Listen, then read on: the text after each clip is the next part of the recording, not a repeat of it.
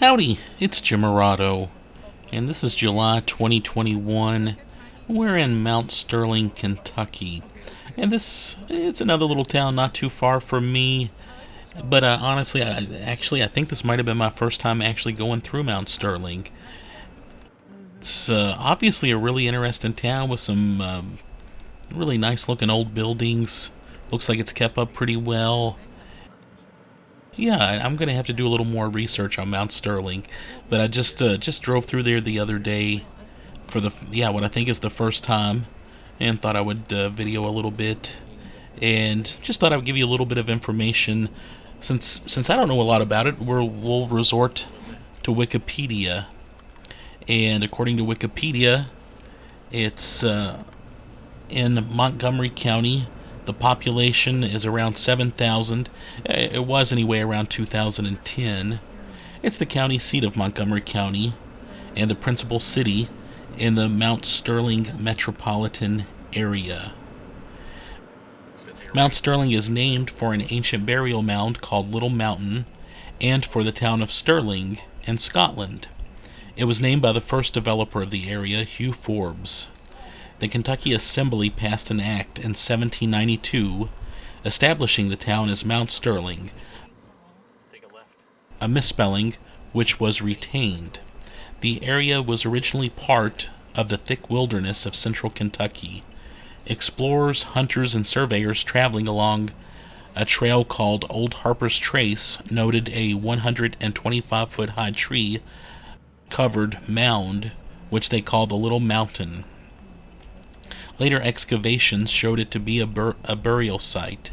The site of the mound is now the intersection of Queen and Locust Streets in Mount Sterling. The first cabin in the area was built in 1779. The first permanent settlement was established around 1790 when Forbes began to sell lots and laid out a road, now Locust Street. In 1796, the town was established as the county seat of newly created Montgomery County.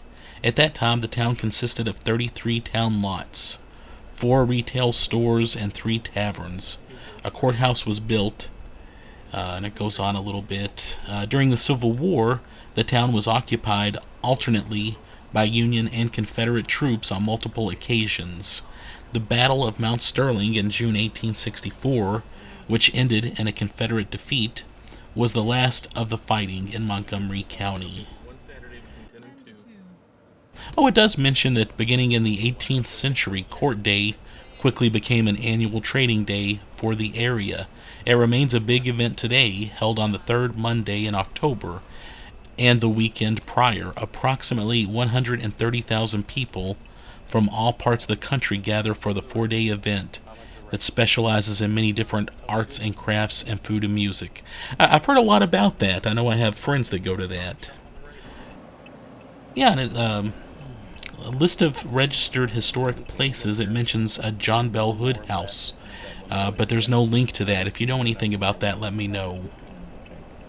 It also mentions under famous people or notable people from Mount Sterling, there is a Lawrence Chenault, African-American film actor born in 1877. I'll have to look that up a little more. Some representatives and governors. Nancy Green, the original Aunt Jemima. Oh, that's a pretty big deal. Anyway, yeah, so there's some interesting history there. And we've driven around, seen some pretty buildings. And if I missed something, let me know. If you're from Mount Sterling and there's something I need to go back and see, please shoot me a message and let me know. I like this coming up, going over our head, kind of a little pedestrian walkway with a welcome to Mount Sterling sign on it. I thought that was pretty cute. Some nice houses in the area. We noticed several nice churches in the area as we drove through. We thought that was pretty cool.